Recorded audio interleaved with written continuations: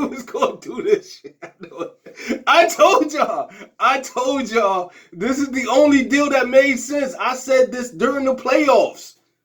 As soon as the Timberwolves lost, I knew that they didn't have no heart. And Julius Randle would be the perfect fit, and Cat would be the perfect fit for the Knicks, who need a stretch big. I said this during the playoffs. This is the only trade out of all the trades that were made, out of all the deals that were made. This is the one that made the most sense out of all of them.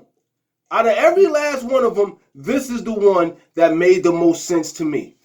There's no way around it. And the fact that they were able to pull it off, and everybody was telling, you don't know what you're talking about. They been trying to figure out a way to get rid of Julius Randle. And that's my nephew in the background. It is what it is. It's the weekend. And they pulled the deal off. They were always going to trade. Because honestly, they can only go but so far with his style of play. And shout out to Julius Randle. They can only go but so far with his style of play. And now they got a bona fide winner who's won at every level in Julius and Jalen Brunson. Now you have to give that man the material to continue his winning ways. There aren't too many NBA players, if any, left over that has won at every level, especially at point guard. There isn't one outside of Jalen Brunson. You give him the right pieces, he can win again. Winning begats more winning. And this is a magnificent deal. Nino Brown just took over the Carter again, baby. And despite what people may think, me being a New Yorker, I'm still a Raptors fan.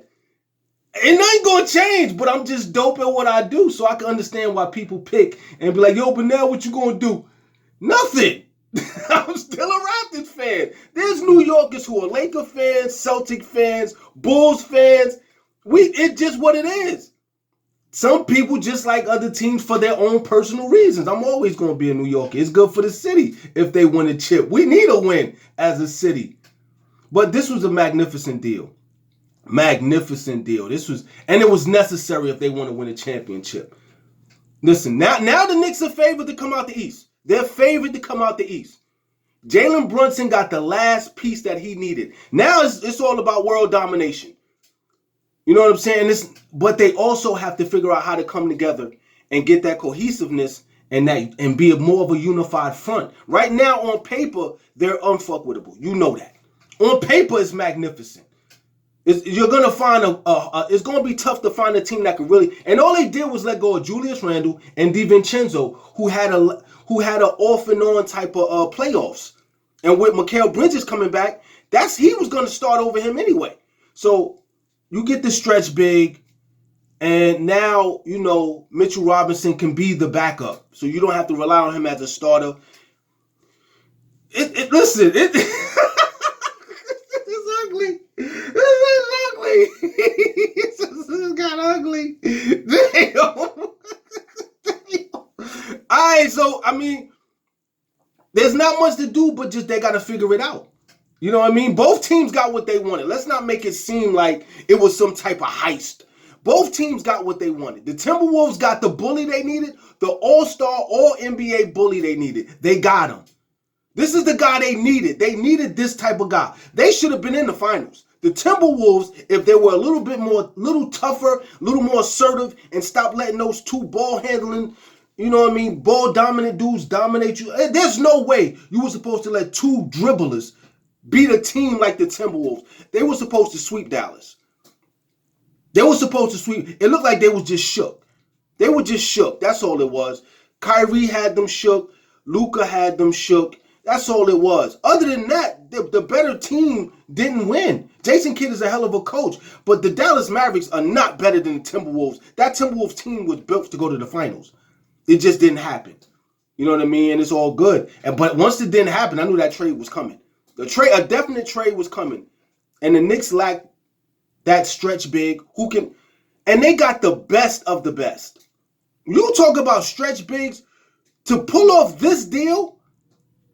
Like, everybody got what they wanted, but to get a stretch big who's an all-NBA, all-star stretch, man, listen, who shoot almost 42% from three at 7 foot, he is the best 7 foot 3-point shooter ever. He's the best big 3-point shooter I've seen. Dirk is the best overall big shooter I've seen. But 3-point shooting, I'll give it to Cat. Cat is magnificent. But guys were never allowed to really shoot like that back then. You know what I'm saying? So we'll never know how good certain guys would be. You know what I'm saying? So it's just one of them things where it's like everybody got what they wanted. It was a magnificent, magnificent deal. But hey, there's a lot of work to be done. A lot of work to be done.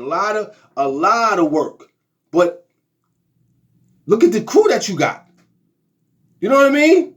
And now they don't have to worry about the connectivity of the team and the players. Julius Randle has more of a standoffish, me against the world attitude. And you need that to play his style of basketball. But when you got Jalen Brunson as your point, he brings everybody together and everybody follows his lead. I don't think they believed in Julius Randle enough to follow that man's lead without the bullshit that he brings. You know what I mean? You know, it's the popularity contest, social media. He give a couple of sound bites that are off key. He messes up the rhythm of the team. And they don't need that. Listen, New York need a winner. You know what I mean? And the city is back in pocket when the Knicks are dominant. You know what I mean? It's just for me, for my generation. You know what I mean? When the Knicks are in pocket, it's cool when the Giants winning. It's cool when the Yankees are winning. It's cool when the Mets were winning. It's cool when the Jets were playing and everybody, Big E's back. That was all cool. But when P.E.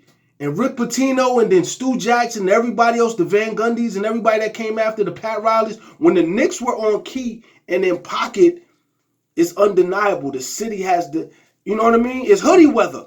It's that feeling all winter long. You grinding. You back in that mode. You reading the back of the Daily News. You reading the back of the Newsday. You looking for some, you know what I mean? Something to give you that oomph during the day. Something, it's not just the music that sets the tone, but also basketball sets the tone. It's a good thing for the city. It's a good thing for the city. The Knicks look serious about winning right now. That was a right now move.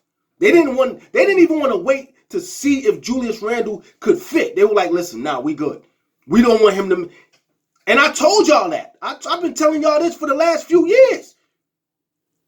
They didn't even want to give him the money. And they like, no, but listen, man. You talking to 15, 16, 18, 19-year-old New Yorkers. When you talking to the grown men who've been around for eras, all these different eras who've been watching since the 80s, some been watching since the 70s, I've been watching since the 80s. I know what I know. It ain't gonna work. And I'm hearing these talks, these backdoor conversations, I'm hearing them. I can't tell you who's telling me this shit, but I'm getting some inside shit. They didn't want him. They didn't want to give him the money, and they didn't want to keep him. They've been trying. Ever since they got to a certain level, they've been trying to figure out a replacement and this worked out perfectly. This is exactly what they wanted. This is what they've been plotting on for the last 2 years. This is what they've been plotting on. So it worked out perfectly. He got a chance. Julius Randle's going to get a chance to continue to be an all-star, continue to play for a winner, continue to be all-NBA. They need him because they can't rely on Rudy Yogurt. Rudy Yogurt he's not the answer. So you got a power forward who's a grown man power forward who's going to toughen up Anthony Edwards because he needs some straightening.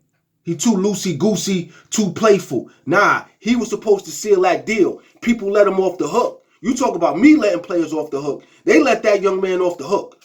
They were supposed to put him under some type of pressure and make sure that he knew the ramifications of his actions if they don't get where they wanted to go. So realistically, it's his fault they lost. You want to wear the crown, you got to deliver. And he didn't deliver. And the team got the blame instead of people pointing the finger at him. And it ain't a game. Julius Randle was going to hold him accountable, which is beautiful. And Cat could come in and just be Cat. One of the guys. One of the all-star, all-NBA guys. He goes to a winning team who, if they didn't get injured, would have won it all last year. This year, the Knicks are prepped and primed to win. They don't need any more trades. They just got to figure out how to play together and be good enough to beat whoever's in front of them, which I believe they are. And 4 out of 7 stay healthy, and the rest is history. There's nothing on the West Conference. There's nothing in the West Coast that can see this team. There's no team there's too many personalities and not enough team unity. They're too busy trying to change the infrastructure and change the teams around to compete. The championship is going to stay in the East. That's basically what I'm saying. The chip is staying in the East. That's just how it's going to go. It ain't going out West no time soon. And I like it. I like it. The chip, it should be over here. You know what I mean? The Knicks are going to make sure they play their part and they play their position, just like the rest of the teams in the Eastern Conference. Listen, the Eastern Conference is going to stay dominant. It's just what it is. We back on bullshit. We back on the right timing. You know what I mean? And this trade made sense. I said this during the playoffs. The Knicks just have to figure out how to play together, how everybody fits in the system that Thibodeau has. Tom Thibodeau has to understand he cannot play players the way he's been and running them ragged. He has to utilize the bench more and make sure that this team can win without Cat. Adding Cat is like icing on the cake. Magnificent icing on the cake. And this trade is a perfect trade. If you ever want to talk about a perfect trade, this was a perfect trade at the perfect time, right before the season started. Because that boy, Julius Randle was going to say some shit. He already started with the jersey. And everybody's like, nah, that was just some, whatever. But that was some, either way, it was some petty shit. And it's gonna continue. He knew what it was from the gate. He was a bridge over troubled waters.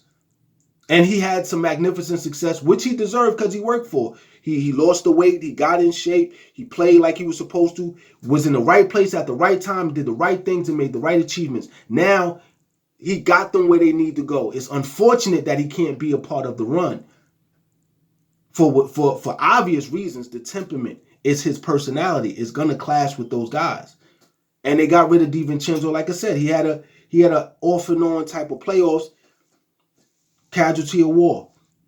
I think the Celtics, the Bucks, the Sixers, Miami, and the Magic don't have a shot in hell. They don't have a shot in hell against the Knicks. In a 7-game series, ain't enough. The Celtics are gonna need a 4-point line. Cause they not straight up, hand to hand, man to man, middle of the ring. Nah, they ain't got it. The Sixers, nah. You just gave your boy who don't. And Cat don't even like Joel Embiid. That's what makes it even better for me because they can't stand each other. At least back in the day they couldn't. They probably a little more cordial now, but now there's another big dog in the yard. Joel Embiid can't play 16 games now. He got to play 78 games, and he can't do it. He's had over 100 injuries, and he's going into his 10th year. Everybody's like, nah, it's 8. He's been in the NBA for 10 years. He didn't play the first 2 years because he was injured. That's why he didn't play his first 2 years. He was injured. And then he came into the league and continued to get injured.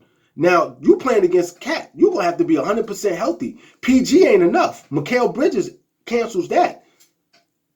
Jalen Brunson and Maxey, that's the battle. But the rest of the team, Nick Nurse is going to have to coach.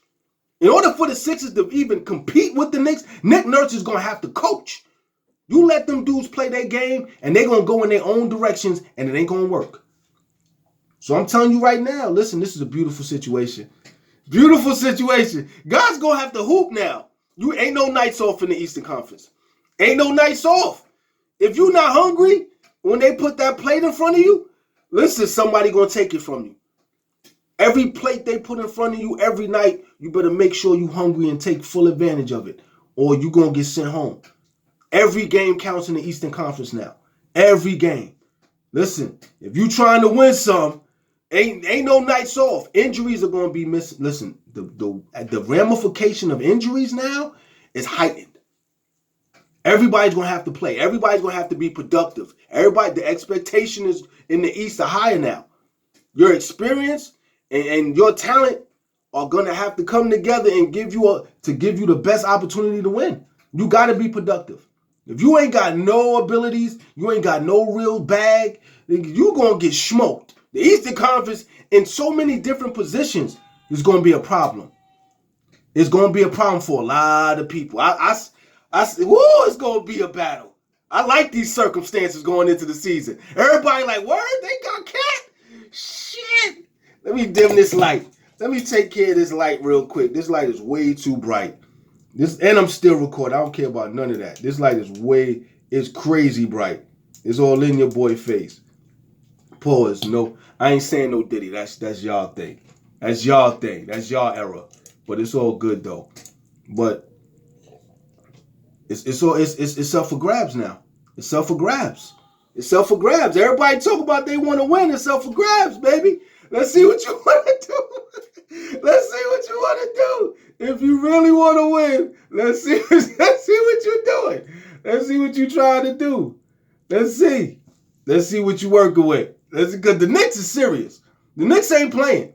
Y'all think everybody playing? Knicks are not playing. They are letting it be known they want to win. They want to win right now. And listen, if you got a problem with it, you can see it's going to be what it's going to be, and that's good. Nino Brown need to take back over the Carter. Now everybody got a hoop. My team, the Raptors, I hope the first 25 games we smoke everybody. We come out of that first 25 games, 15-10, that's a win for us. We playoff paced. That's what we need. We young. You know what I mean? The Knick run is going to be special, but it's going to be our time soon enough. But right now, these dudes put themselves in position to do some excellent shit, and we got to understand. The Eastern Conference is back, baby. It's going to be what it's going to be.